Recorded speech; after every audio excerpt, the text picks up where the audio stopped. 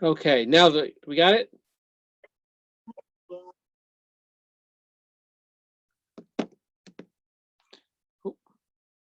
Oh, I'm not hearing you.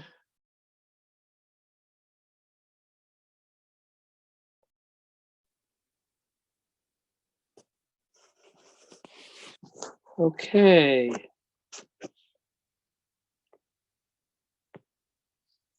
Amy, can you hear me?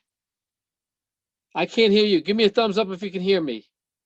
Okay, I can't hear you. I had problems before. I may have to go to Pat's computer.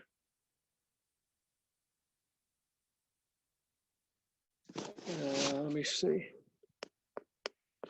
No. Okay. All right.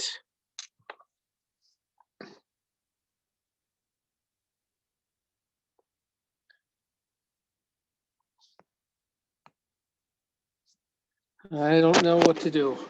Let me get a hold of Pat's computer. Patricia. Patricia. I need your computer. I got the same problem. No audio.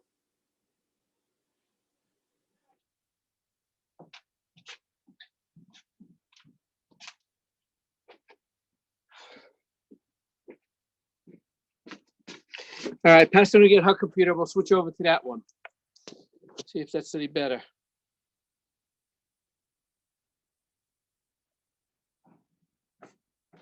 I know you're talking. I can't hear what you're saying though. Technology.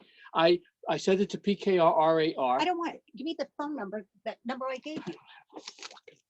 Well, If you just hit then I have to go on, instead of being just on the meeting. 1 second, I will give it to you. There you go. 288. You couldn't read it.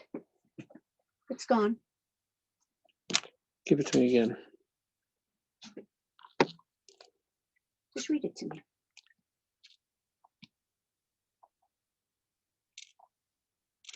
What number am I reading? 288. 288-235-0745.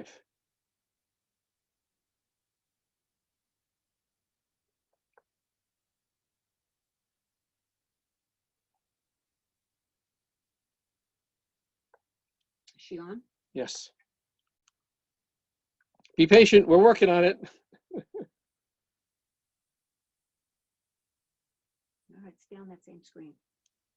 It's not connected.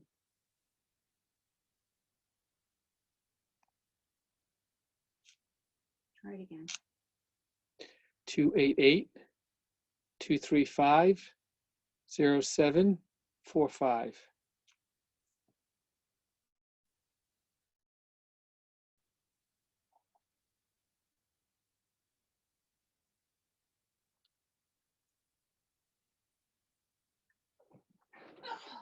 Go to PKR. It just says it's connected, but it's not connected.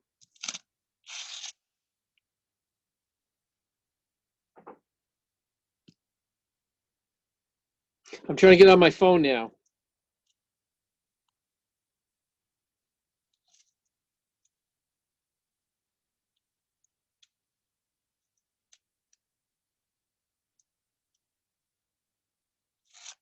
What do you want me to get on PKR? Yep. 73 at AOL? Yes. I forwarded you the email. All you have to do is hit the link and it should come on.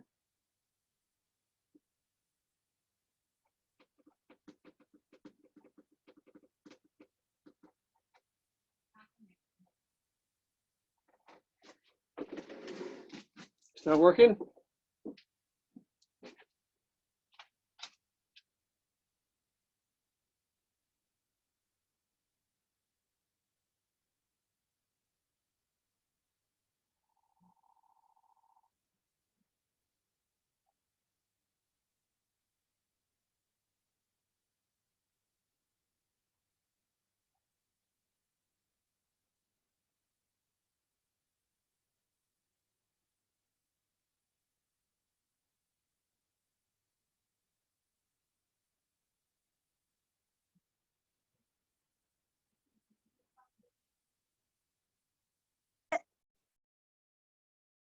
Sometimes something pops up for you. Yep. Got it. All righty. Okay, so this is Amy over at Precision Pilates. We invited Robert Ranieri here to talk to you about being home with everybody, be at home, and how to deal with it and the situations that might come up. Kind of being, I hate using the word stuck at home because it sounds awful. Being safe at home is the better way to say it. I've been joking around that it's like being on Gilligan's Island with all the different personalities being all together at once. I am lucky that there's only 4 of us. Some of us have a lot more people to deal with. But this is Robert Ranieri, and I've known Bob, gosh, probably about 12 years now. Time. Yeah, I was pregnant with Rachel. So Rachel's 9, so 10 years now. So, but he is a licensed mental health professional, and he also, you're a senior instructor for Dale Carnegie, correct? Correct, yes. Okay. And you've been doing that forever. I have. I've been with Dale Carnegie for 37 years. Wow. I've been a licensed mental health counselor at the Babylon Youth Institute down in Babylon, and I've been there for 24 years. And I also teach a parenting class there, which is kind of helpful. Okay. Does it help you as a grandfather? It does. It's wonderful. Okay, so let's get started. And I'm going to post this later in our groups so that everyone can see. So Bob, take it away. Okay. So Amy, you're talking about what it's like having your kids home. My daughter lives up in Boston. She has 4 kids, and the ages go from 3 to 11. And she was sharing with me some of the challenges they have and everyone being in the house at the same time. Because very often now, not only are both mom and dad home, but both mom and dad are working from home. And the kids are home, and they're doing schoolwork, and they're trying to see their friends. So it's very chaotic. And Kimberly is saying that she and her husband, Nick, go to their bedroom in order to make their work calls. The problem is that when there's the phone calls coming in, one of them has to go into the walk-in closet because they don't want to disturb the other person. So again, it's all challenging what we're going through. So I'm going to share with you today 3 rules that I use in my parenting class to help parents become more effective with their kids. The first one is to always encourage your kids. Very important to encourage them. The second one is to keep in mind that you are a role model for them. And the third one is to always be aware of what message you're sending by your behavior. So let's go through these 3 one at a time. The first one, encourage. We're always looking for ways to keep our kids happy and to keep them striving to be better than what they are right now. And it's particularly challenging now being home quarantined because everyone is making themselves crazy. And some of the responses I've heard from parents are that the kids tend to be more clingy right now because they're a little anxious. They also tend to be withdrawn. There might be some anger or irritation going on in the household. They're agitated. Sleep might be disturbed somewhat in terms of the hours that they're going to bed, how long they sleep in.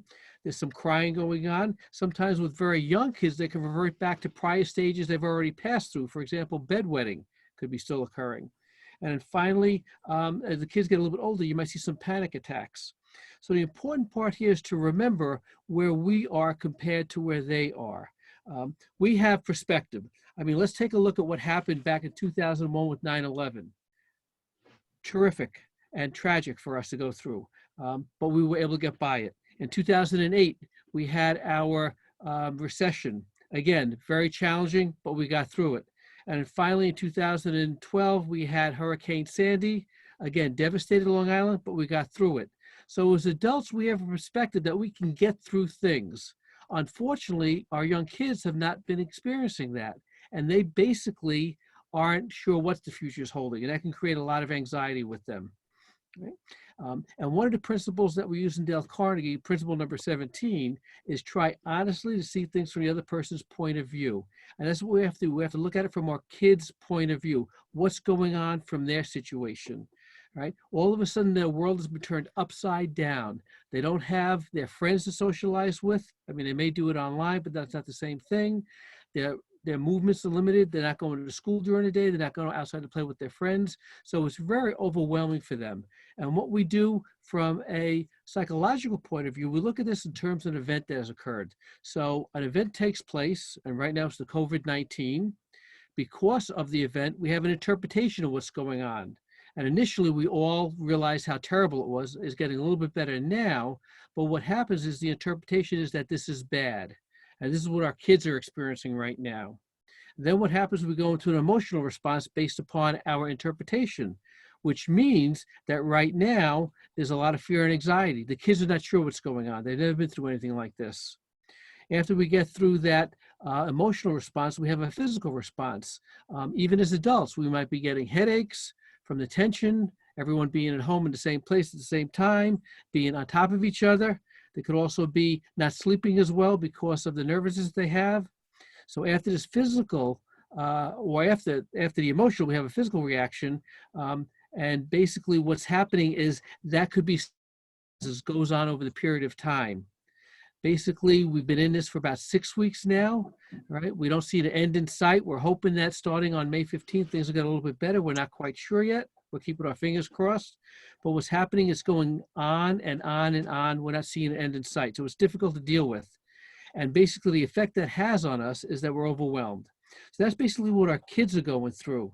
So what we have to do is find a way to make it more understandable for our kids. So again, we want to encourage them. We want to be supportive to them. Right? We want to also make sure that we're very present with them and be compassionate for what they're going through. Encourage them to let them talk about what's on their mind. And as we'll talk about in a moment, you might even encourage them by telling them what you're feeling right now, that you're concerned, that you want to make sure that they're safe. Let them be aware that it's okay to talk about their feelings, that they can also share their concerns with you. The last thing they want to do, or we want them to do, is be isolated and feel like they can't talk to their parents about their feelings. You want to encourage them to open up a little bit. You can also explain what's happening to them. It should be age appropriate. This way they have at least an idea of what's going on. If we look back through our experiences, when we know what's going on, we have a tendency to have a better understanding or better able to deal with it. The same thing our kids are going through. So we want to let them know as much as possible what's going on, again, age appropriate for them. And then finally, the suggestion that I have is turn off the TV and don't watch all of the news. We saw that with 9/11, and a lot of people were complaining about being very depressed because all they heard was the bad news, bad news, bad news. Sometimes you have to unplug and get away from all of that. So maybe do that with the kids too. So that's the first rule. The second rule is we want to make sure that we're a role model for our kids. All right. Our children are always watching what we're doing. We may not think that, but they are. So what we want to do is we want to be calm. And the analogy I use is either a glitter jar or a snow globe. If you take a snow globe and turn it upside down, you shake it around, you have all the snow that's all over the place. And that's basically where we are right now. Everything is overwhelming. We're out of control, right? But after a period of time, everything starts to settle and things become clear again and things get calm again.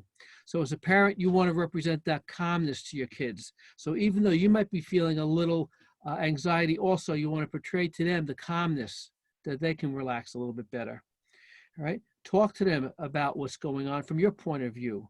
You know, the fact that you're unhappy that you're not going to work, or maybe you're working from home and that you realize that they're uncomfortable not going to school. All right. Bring that out in the open. Have a discussion. A suggestion that I have is to do it over the dinner table, make it a conversation and an interaction at the dinner table. All right. The other thing too I suggest is to develop schedules. Schedules are very important because it gives you focus and gives you a routine. So maybe you want to limit the video playing for a couple of hours a day. Maybe you want to watch a movie as a family and then talk about it afterwards. Allow your kids to do some FaceTiming with their friends so they can stay connected to them. Also, you want to make sure that you can play some games. I know at the agency, when we work with kids, and I work with kids between the ages of 5 and 20, very often we play games with kids because we find that when their hands are occupied and busy, they have a tendency to be willing to talk more freely. Kids love playing Uno, Connect Four, Monopoly is a great game, checkers, all things that keep them busy. Another suggestion I have is encourage them to do some reading to keep them busy.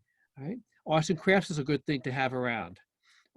Jobs around the house, make them responsible for doing things. Maybe cleaning up the dinner table, putting the dishes into either the sink or into the dishwasher. Giving them something to do, something that's responsible. Keeping them busy is very important. Exercise is very good. walking or bikes. I know my wife and I took a walk out there today. It was gorgeous out today, and it was just nice to see people walking around. We saw families with little kids on scooters or on bikes, and it was nice to see the whole family out there just enjoying the nice weather. Also, what you might want to do is make sure that the sleep schedule is back on a routine. One of the clients I work with, a 16-year-old boy, is doing his homework, but he's finding that doing it at 2 o'clock in the morning is great because everyone else is asleep, the house is quiet, he has the whole place to himself. That works out well for his homework, but it's also messing up his sleep schedule. So he's sleeping until 11 o'clock in the morning, which makes it hard for the rest of the family. So get back on a routine. All right. The other thing you want to do too with the kids is show them how to breathe to relax. As adults, we talk about belly breathing, using your diaphragm, kind of having your stomach rise and fall. That you can do that, demonstrate that for small kids by having them lie on their backs and putting a doll or a toy on their stomach and have them raise the toy up and down so they can see their stomach going up and down. For very young kids, to get them to breathe fully, is you can hold your fingers like a candles on a birthday cake and have them blow out each one.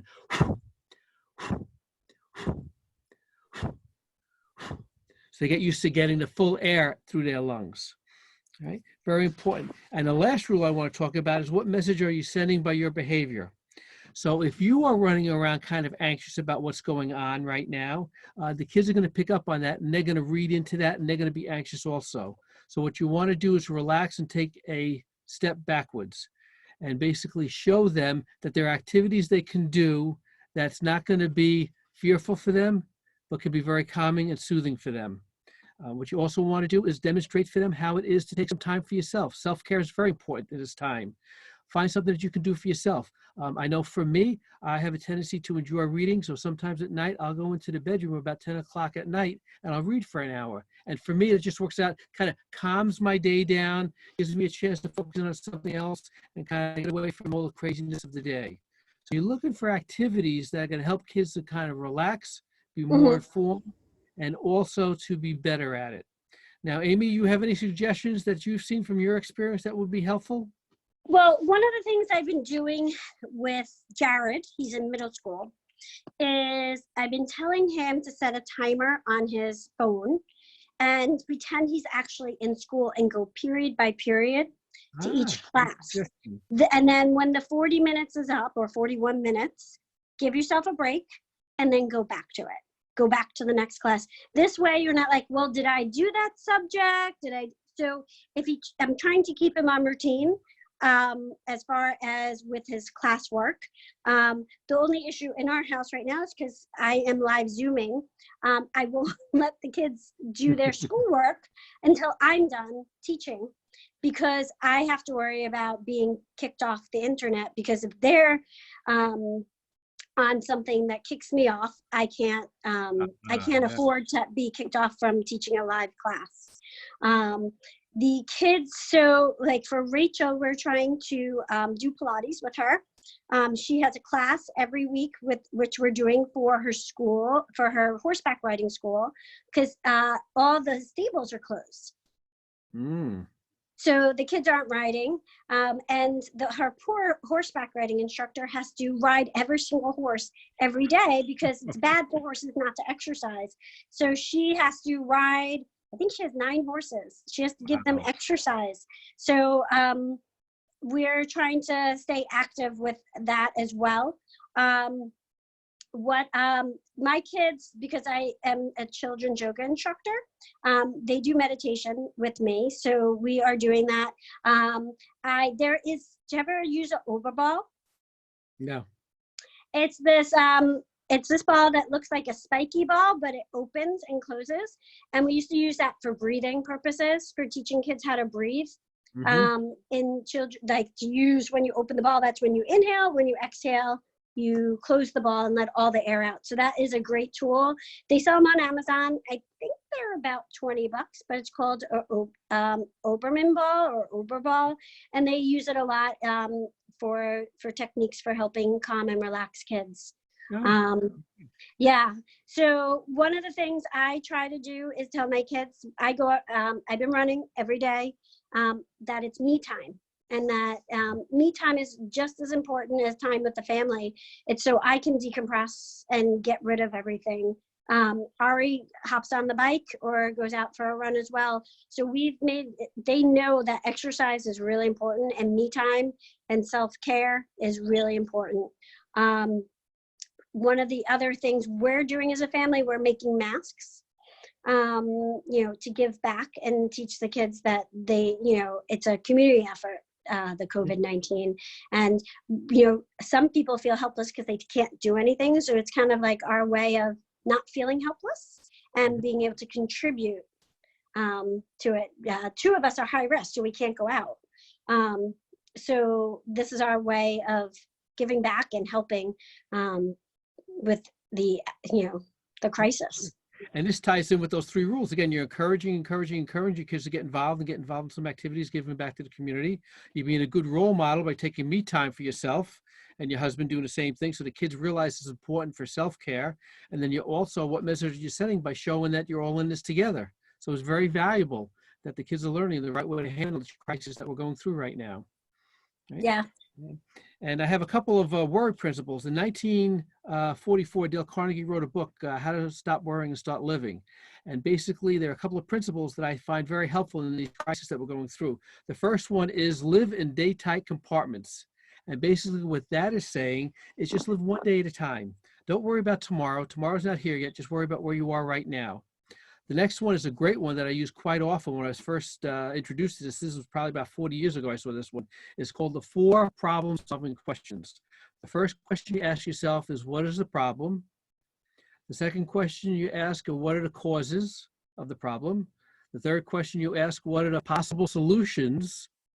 And then the fourth question you ask is, what's the best possible solution? And I encourage parents to use this with kids as they're going through some challenges they're facing, and get them involved in the decision-making process. And the advantages of that is they start to get some confidence in being able to solve problems by analyzing it the right way. That works out well is keep busy, all right? Do something to keep yourself occupied instead of sitting around, all right? Another one, and this something ties in with another thing we talk about in counseling, which is like a gratitude journal. Be happy for the things that are going on. So count your blessings, not your troubles. We could certainly all point out all the things that are going bad or what's wrong right now, but look for the good things and use that as a spark to keep yourself positive. Another principle, do the very best that you can, and then let it go. And then the last one is important to keep in mind too, because of, again, how thinking can affect our health. Remind yourself the exorbitant price you can pay for worrying in terms of your health. So you want to make sure that you keep yourselves active and focus on what you want to accomplish. Mm-hmm.